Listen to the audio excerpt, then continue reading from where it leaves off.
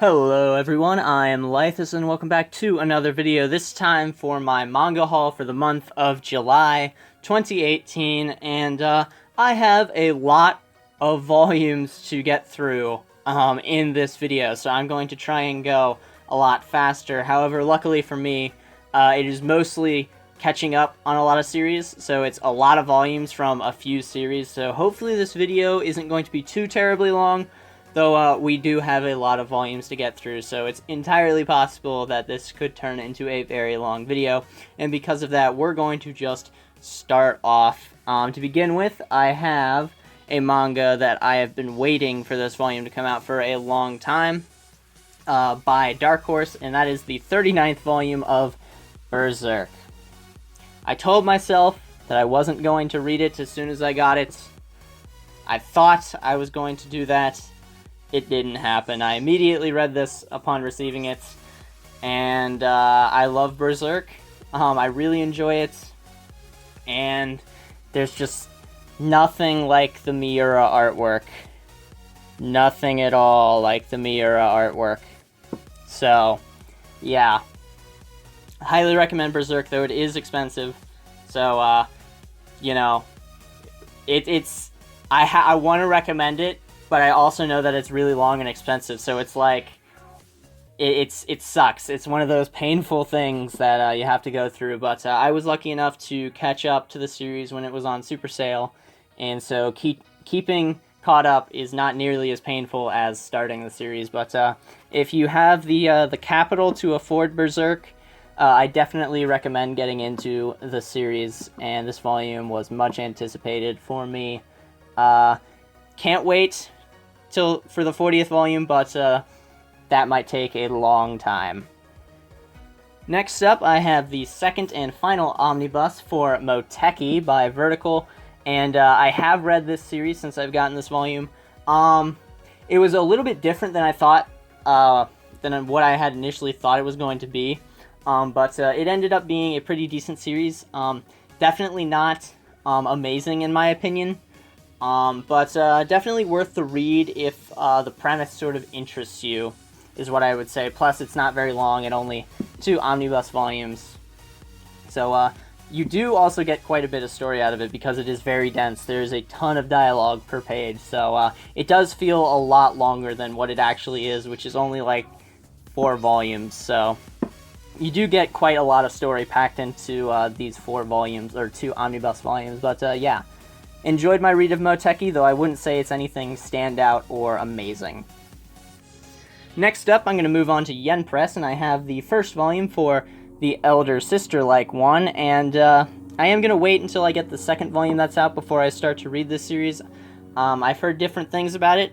I've also heard that this series used to be, or not necessarily used to be, but there is a hentai version of this series, as well as sort of the non-hentai version of the series, so that is kind of interesting. These volumes are quite thin, but I haven't read this yet, so I can't really say either way, but there are only 2 volumes out in Japan, and I'm waiting on the second volume in English before I start reading this series, but yeah, I'll be caught up with this series. Maybe I'll do a first impressions on it, maybe not, but yeah, first volume of the elder sister-like one. Next up, I have the single-volume series, Caterpillar Girl and Bad Texture Boy.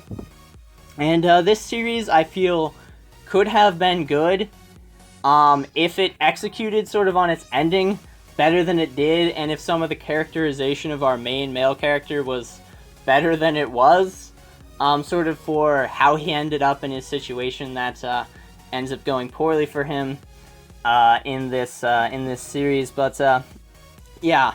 I feel this is a good work to read to understand how to not do things, because the level of quality that this series could have been with just a few tweaks here and there is really, really big. So I think it's a very, very fascinating read for that reason, and that, you know, if just a couple things were changed at certain points, or a certain couple of things were elaborated on a little more, or given more time, the series could have played out a whole lot differently, and that fascinates me. But overall, it is a pretty decent read, nonetheless, even though I feel it flubs up a little bit towards the end, sort of not necessarily doing the best of jobs that it could have with the subject matter. But yeah, Caterpillar Girl and Bad Texture Boy. Next up, I have the first 2 volumes of As Miss Beelzebub Likes, and this is a 4-coma series. I have historically not really enjoyed 4-coma series, but I thought I'd give this one a chance because the premise is pretty good. And what this series does is it mixes sort of the 4-coma formula with some regular, just sort of manga panels. So some of the story is told in 4-panel format, and some other parts of the story are told how any other regular manga would be told. So I think that helps alleviate some of the issues I can have with 4-panel manga, or that I have historically not liked about it. But yeah, I've been enjoying this series, and I will be continuing to pick up more. It is a fun little rom-com sort of thing that if you like rom-coms, this is a series I think you will enjoy. Next up, I have the 2-volume series, Monster Tamer Girls. I kind of had an idea of what this series was going to be when I purchased it. I had the idea that it was going to be a cute girls doing cute things type of series, which ended up being wholly accurate. It was a cute girls doing cute things series. So if you like those series, you'll probably like this. If you hate it with a dying passion, you should probably pass on this series. But at only 2 volumes long, it is fairly enjoyable. You're not going to get too much in terms of like narrative or anything. It's just more sort of watch cute girls do cute things, as most of these series tend up being. But yeah, I found it a decent read. It's not going to blow your mind or anything, but it's a fun, entertaining read through if you like those kinds of stories. Next up, I have the 10th omnibus of Prison School. Not much to really say about Prison School. If you like the comedic style, you'll like the series. If you don't like the comedic style, you're not going to like the series. The comedic style hasn't really changed at all throughout the run of the series. I'm probably going to wait for the final volume to come out before I continue, because I think it's going to be just the 14th omnibus volume is going to be the last one, so I don't have much further to go. But yeah, it really depends on your sense of humor. If you like absurdist comedies, this might be a series to check out. If you don't like that style of comedy, then I would probably take a pass on this series. Next up, I have the 5th volume of NTR Netsuzo Trap. Only one more volume till this series is over. If you're thinking about getting into a Yuri series, I would not recommend it. And if you're into Yuri, this is just Yuri fan service. There isn't much in terms of narrative or how the character progression, that kind of thing, I think is lacking. It's mostly, do you want to watch girls make out? If yes, do you care if everything else isn't necessarily good? And if the answer is no, you don't care, then get this series. If you didn't follow that flowchart exactly as I had described, you probably are not going to enjoy this series, for the reasons that, from the flowchart you can discern. But yeah, this is for Yuri fan service. Do you want to watch girls make out? If the answer is no, then you probably won't enjoy this series. Next up, I got the first 2 volumes of this series in my last haul, and I really ended up enjoying them, so I decided to pick up the rest of the series that is currently out, and that is Nurse He Tomi's Monster Infirmary. So I have volumes 3, 4, 5, 6, and 7. Now, about this series, I have made a first impressions video about this series. I made that video a while ago, but it kept getting pushed back on my schedule to release, so there should be a first impressions of this series coming out shortly, for more of a full, more in-depth impressions of the first 2 volumes of this series. It should come out about roughly a week after the What's for Sale video that's coming out on Sunday. But yeah, and the series has been as good as it has been good for the same reasons that I liked it initially. So it does the same things and it continues to do them well, and I highly recommend picking up this series. Overall, I think it's a very, very intelligent series, which you might not anticipate from sort of, what these series typically entail, but I do think it is a very smart series, or at least smarter than what one would think, and I definitely encourage you to pick up these volumes. Next up, I have a single volume series put out by Seven Seas, Clawdeen. This is a very, very short series. Too short, in my opinion. It was more so explaining things than telling a story, which I feel hurt it significantly, at least in my eyes. It was mostly, it didn't feel so much as a story, as much as it felt the author was just explaining the events that happened to Clawdeen here. So, it was, in that aspect, I feel it was very negative. Or at least, I feel it could have been a lot better if it had chosen not to do that. But, yeah, overall, it is a okay to decent read. If you're looking for a tragedy, this might be one to look into, though I think there are better tragedies out there. But overall, it was okay to decent. If the premise interests you, I'd recommend picking it up, and Seven Seas has done an excellent job with the release on this, sort of this foil printing for the cover, or the title, which I think is really nice, and the volume itself is quite high quality. But, yeah, also, color page. I like color pages. But, yeah. Overall, it was okay to decent. Would I go out of your way to pick it up if you're not already interested in it? Probably not. But, overall, I did enjoy my reading of this series. Next up, I have another single volume series, The Bride Was a Boy. And I feel this is more of an educational manga than anything. So it's not so much a story, and I think that is explained sort of in the afterword, in how the author Chi had never intended for it to be a story and was more just comedic strips that she had written up based on her personal experiences. If you can't tell what it's about by the title, then I can't help you. But yeah.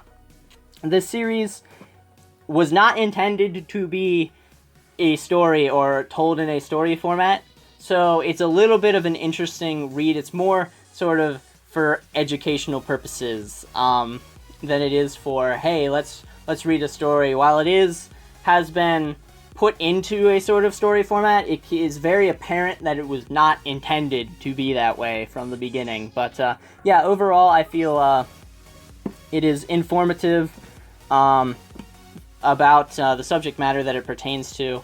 And if you're interested in that, I would definitely recommend giving it a read. Because it's definitely very knowledgeable. It made me more knowledgeable about certain things I was ignorant about before. So definitely would recommend reading The Bride Was a Boy, though it's more educational than it is like a story, if that makes sense to you. Next up, I have the first volume of my solo exchange diary, first of two. I am going to wait until the second volume is out to read this. This series, of course, the sequel to My Lesbian Experience with Loneliness, which I highly recommend you reading. It is a very, very sort of poignant work. Dark comedy aspects, but is able to tell a very compelling story sort of about identity and that kind of thing. So I'm very much anticipating reading this series. Don't know if it pertains to the same sort of subject matter or if it's slightly different in either its tone, atmosphere, sort of theming or messaging, but yeah, I can't wait to get into this. I believe the second volume comes out February of next year. I will definitely be picking that up when it comes out. Last up for my Seven Seas releases, I have the single volume series Mushroom Girls in Love. And this series was different than what I had thought it was going to be. I am a Yuri fan, as you have probably figured out via watching this video. And this series takes more of a different direction than most of the Yuri series that I have read. It doesn't really focus a whole lot on the relationship between these two characters for a majority of the volume. It's more action centric than anything, which I had no anticipation of from the beginning. So that may have impacted my personal opinions on the series. So I didn't enjoy it as much as someone else may have enjoyed it. But it does play around with some interesting ideas. I think a lot of the ideas played around within the stories, such as like the aesthetic and the setting, could have been better executed in a different sort of style of story and with a different format and theming and that kind of stuff, because it does have some interesting sort of choices and aesthetics going on in it, but I don't feel like the trappings of a girl's love story is very conducive towards bringing out the best of those qualities, if that makes sense. But yeah, if you are a Yuri fan or a Shoujo Ai fan, I would recommend picking it up, because it does have some good moments between the two main characters, and I don't think it's totally worth passing on, but I think it is definitely lower in quality than some of the other series that are out there. Next up, moving on to Kodansha, I have the 6th volume of That Time I Got Reincarnated as a Slime. I have not read this series since my finishing of the reading of Volume 3. I'm just trying to get myself a backlog for this series, but this is a series I read for fun. It is enjoyable, I don't have to think too hard, and it's just entertaining to read. There haven't really been too many themes that I have found like super unique or different. It's more so me reading it for the entertainment value, which I think it has a lot of, and I think it does a lot of stuff different than a lot of other isekai stories. Granted, there is sort of a limit to how different it can be, but I think this one does differentiate itself enough to be worth the reading if you just want fun sort of action comedy dealing with sort of fantasy aspects. But yeah, I haven't read since Volume 3, so maybe things have changed since then. Maybe I will cut down on my backlog shortly, though I do believe only 8 volumes are out in Japan, and Volume 7 is coming out in August. So we're almost caught up, but yeah, maybe once we are caught up, I will eliminate my backlog, but as of now, I have Volumes 4, 5, and 6 to read. Next up, I have the 2nd omnibus volume for Wotakoi. This is a series I would recommend if you have been around anime or manga for a good portion of time.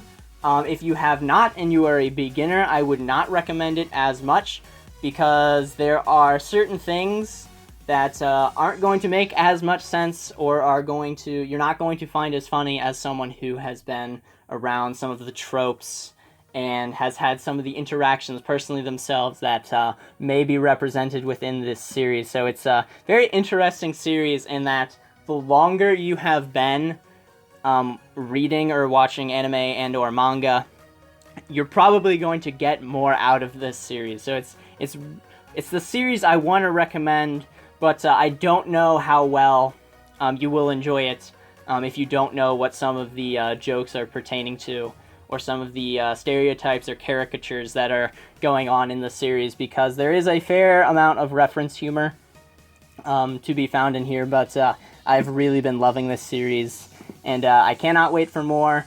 Unfortunately, we are almost caught up, but it is fun and enjoyable, and I just really think it's one of the better comedy series to come out recently. Next up, I have the first omnibus volume for Die Wer Gelder, or Die Ver Gelder. Don't know exactly how it's pronounced, or maybe it's Die Ver Gelder. Not entirely certain. I got this because I thought it was only going to be 2 omnibus volumes, because the series had either canceled or concluded at Volume 3 in the original release, but apparently it's back up and running now, So I don't know what I'm going to do, if I'm just going to read this first volume, then decide to pick up the second volume, or if I'm going to wait to see if it ends in a couple volumes, because then I wouldn't mind doing one or two more volume blind buys. But yeah, Hiroaki Samura has some really good art. I've seen it from some of his other series, but I don't know what goes on in this series because I have not read this volume yet. But maybe I will read it if enough people in the comments say that, you know, it's more episodic, or you should just get into it now to see if it's going to be worth your time later. But yeah, haven't read it yet, but it has some interesting... It has an interesting synopsis that I read that intrigued me, but there it is. And next up, I have a series that I had put off for a long time on getting. I recently decided I'd give it a second chance. And here we are, catching up to the series, and that would be Vinland Saga, and I have volumes 3, 4, 5, 6, 7, 8, 9, and 10. So this does catch me up with the series, and there are only 21 volumes out in Japan, so it's going to take a long time before volume 11 comes out, because we have to wait for volume 22 to come out in Japan, and then we have to wait for that to then get translated for us to get another omnibus volume. So that is one negative with catching up on omnibuses, is it's going to take even longer to get new volumes. But my initial reading of the first volume, I thought it was okay. I read the second volume and I decided, you know what, I'm going to continue reading this series.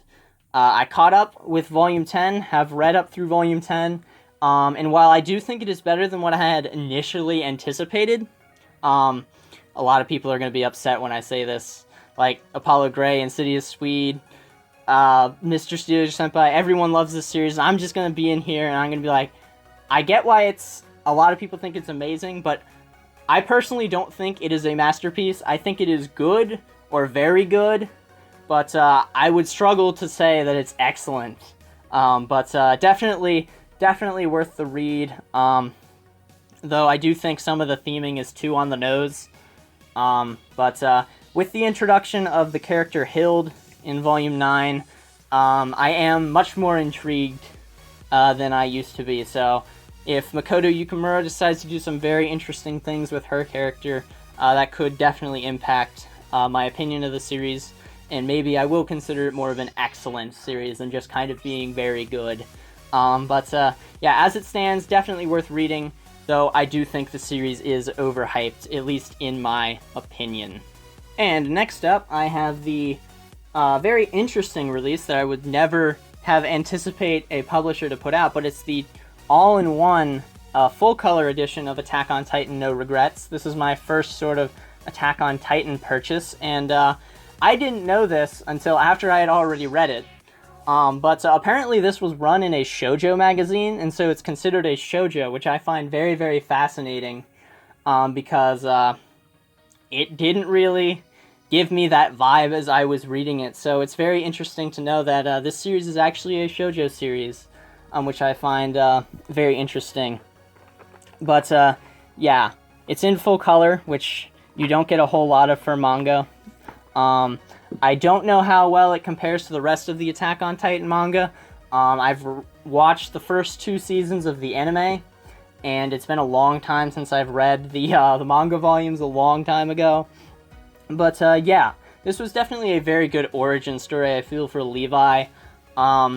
It definitely explains sort of his attitude, demeanor, sort of the decisions that he starts to make. But it isn't the best type of story I've seen. There are a couple holes you could poke in it.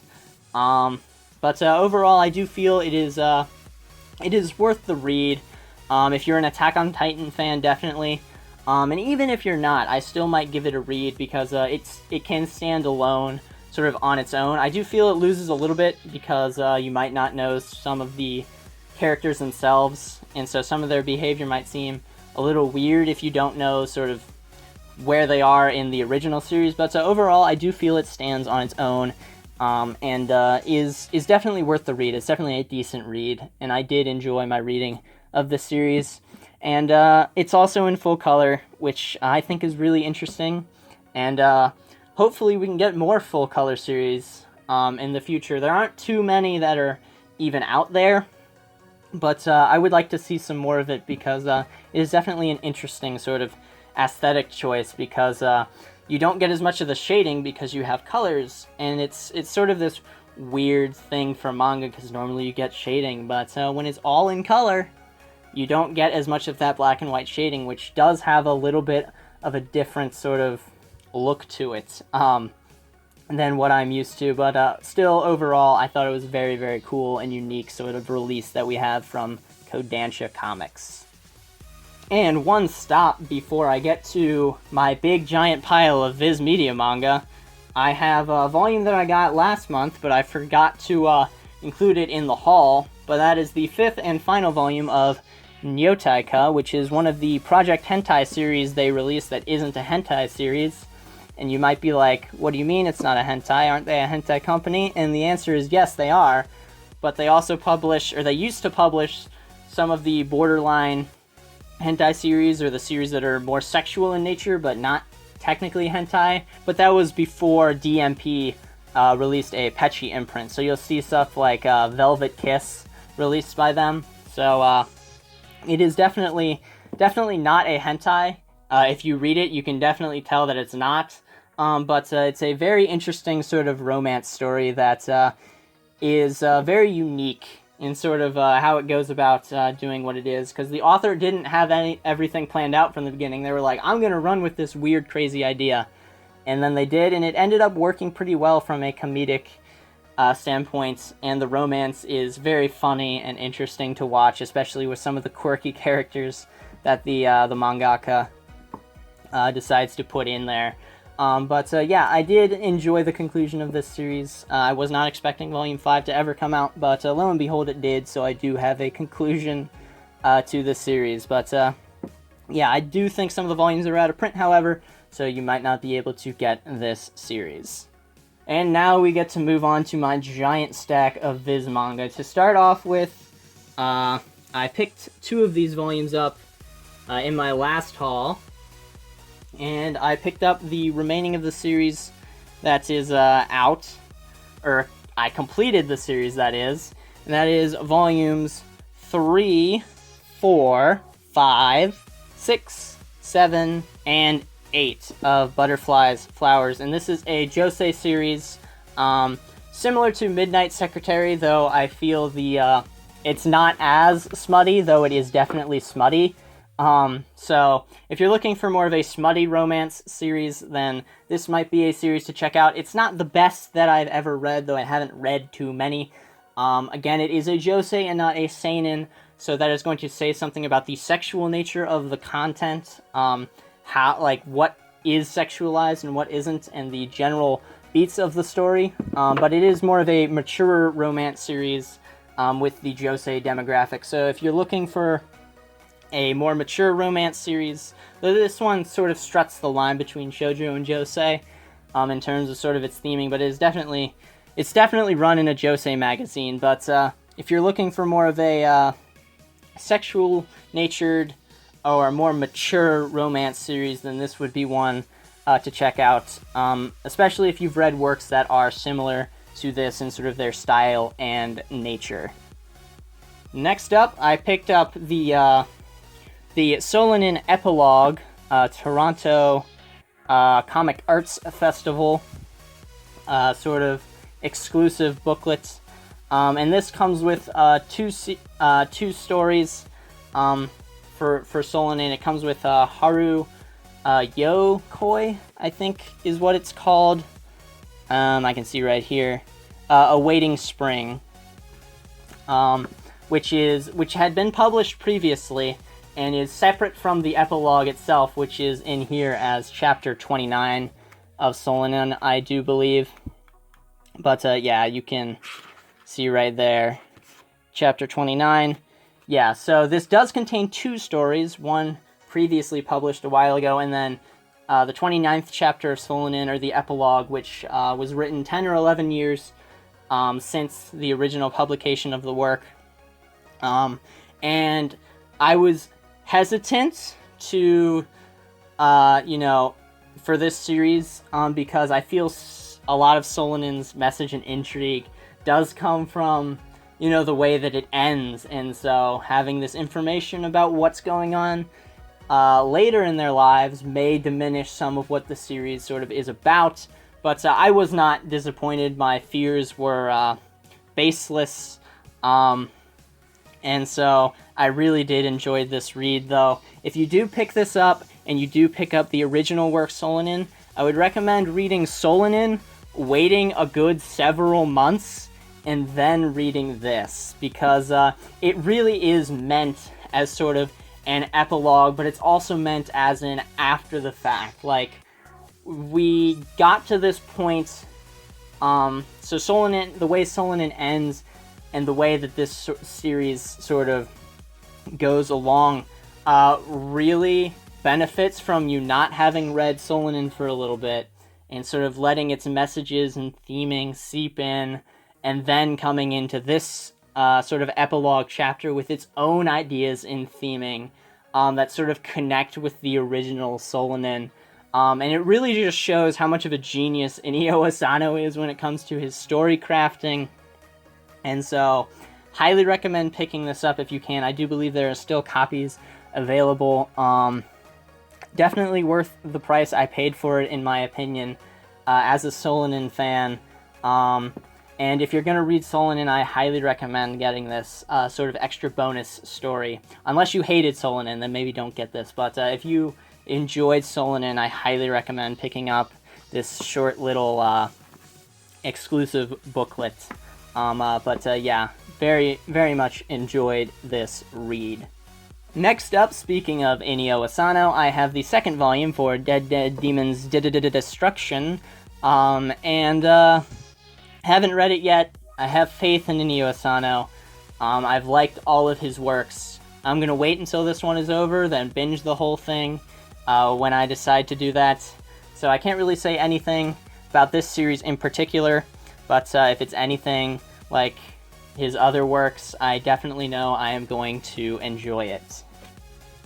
Next up, I have the first volume of the Full Metal editions for Full Metal Alchemist, and these volumes are very, very, very nice. The paper is really, really thick, sort of glossy. Not full gloss, but like pretty glossy, pretty high quality paper. The only negative I have with this book in general is that it's like super springy. Like, the book wants to stay closed. You can just see I open it just like, and it snaps shut. I'm not a big fan of that, but it does say something about the quality of the glue and the binding, that the pages are like they spring load back to each other, they spring back to each other. So this is a very high quality book. Another thing interesting to know is I have not actually read the original Full Metal Alchemist manga. I've only seen the Brotherhood anime, so this is going to be a new experience for me, getting into sort of a modern classic, or the original work of the Brotherhood anime, which was the more faithful adaptation of the source material than the 2003 anime. But yeah, I am very much anticipating reading this. I know I'm going to like the story, so I'm going to wait till all 18 volumes are out to read it, which is not typical of me. I don't usually do that much of a blind buy, but considering I've seen the anime, it's not really a blind buy, because I kind of know everything about, not necessarily everything, but I know a lot about the series. But to experience it with Hiromu Arakawa's specific touch is going to be a novel experience for me, so very much looking forward to these. If you're thinking about picking up FMA, you can't go wrong with these Full Metal editions. They are following the original Kanzenban editions from Japan, so if you want to look at what all the covers are going to look like, you can do that by looking up the Kanzenban covers, but I'm going to let myself be surprised, at least for a little bit, because these covers are very nice, especially with the foil, even like glittery, even a little bit, look to these, the title, the designs, and everything. Very high quality book, and I cannot wait for more. Very happy that Viz Media has done this. Next up, I picked up an entire series. I've read the first 2 omnibus volumes of it, and I've seen the anime, which covers the first 4, so I'm very, confident that I'm going to continue liking this series, and that is Maidsama. So I have volumes 1 and 2, or Omnibus volumes 1 and 2, Omnibus volumes 3 and 4, Omnibus volumes 5 and 6, Omnibus volumes 7 and 8, and lastly, Omnibus volume 9. So, I definitely enjoy Maidsama, or at least I enjoyed the anime, which covers the first 4 volumes, or 4 Omnibus volumes.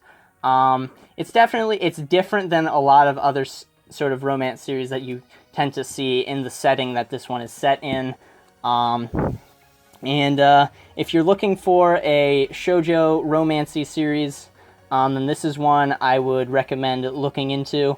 Not the best shoujo romance that I have been reading recently, but definitely a very good one. And that might give you a clue as to what my next series I'm going to be putting up here is. But yeah, definitely have been enjoying Maidsama.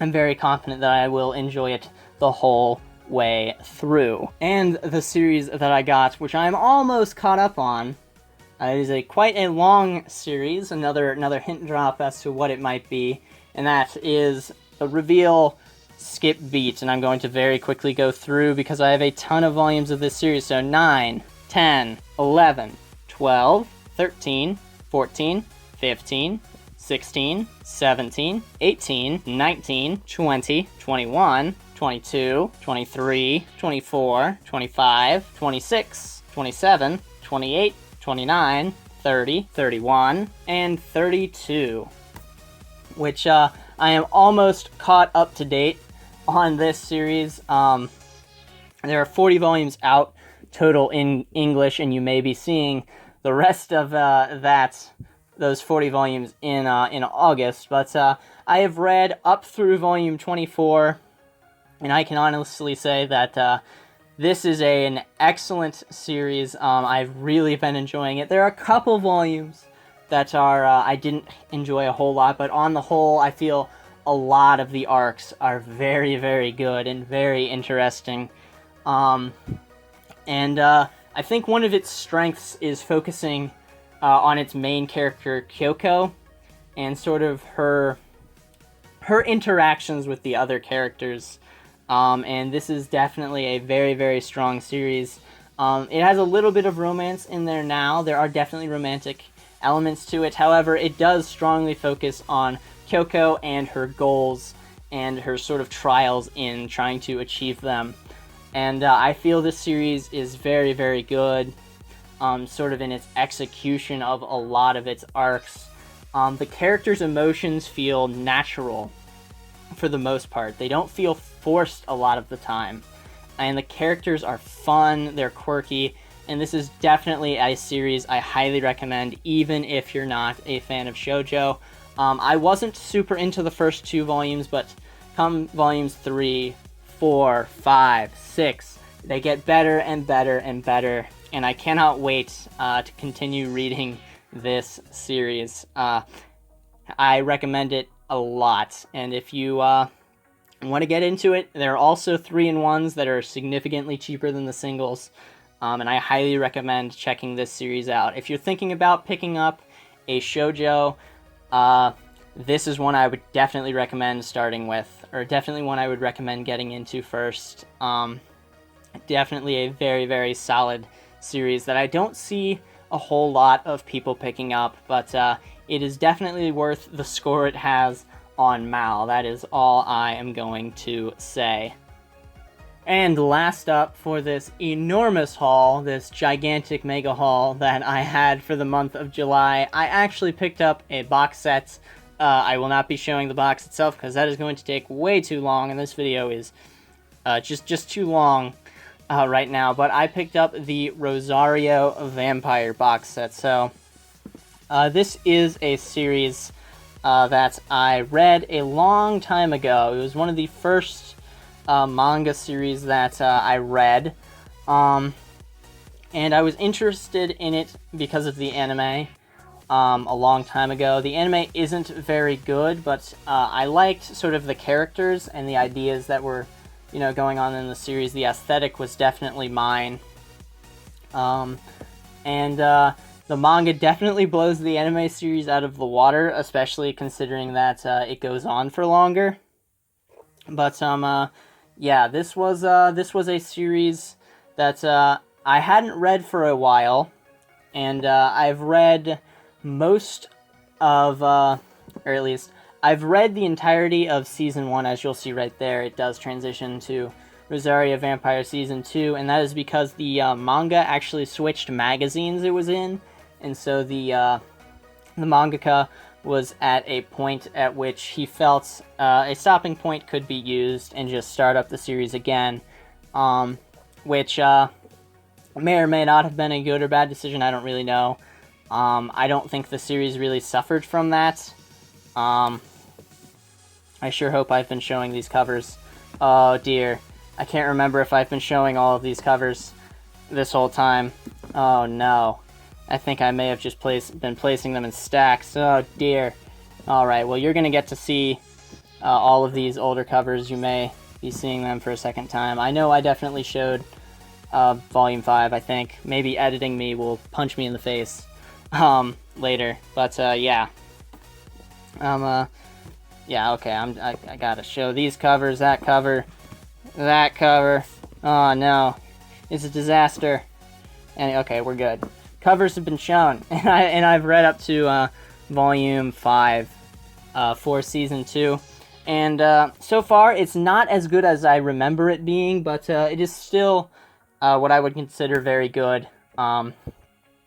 It's just, it's a very, very fun shonen action series, shonen action sort of harem series. However, it is very clear, sort of from the get-go, that, like, sort of what the harem is going to be and how it's sort of going to end. I feel like what ends up happening is very obvious in terms of the harem aspects. Yeah, haven't completed my reread of the series. Here's the little booklet thing that comes with the box set. It's just a color one-shot of the series that you sort of get as a bonus.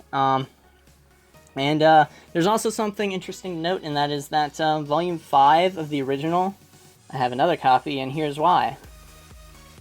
It has an alternate spine design, and me being the awful, terrible, horrible person that I am, had to purchase the alternate cover design, or the spine design as well, so you can see this one's red, like the rest of the series, and this one is blue. I do think this is the only volume in the series that does that.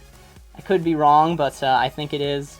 But I did have to have the alternate spine design as well, because it's interesting, and I had to have it for whatever reason. So I have 2 volumes of Volume 5, but one is different than the other, or I guess they're both different than each other. But anyway, Rosario Vampire, I'm through Volume 5 of my reread for Season 2, completed my reread of the first season, and if you're looking for a shonen series with some action, definitely one I would recommend.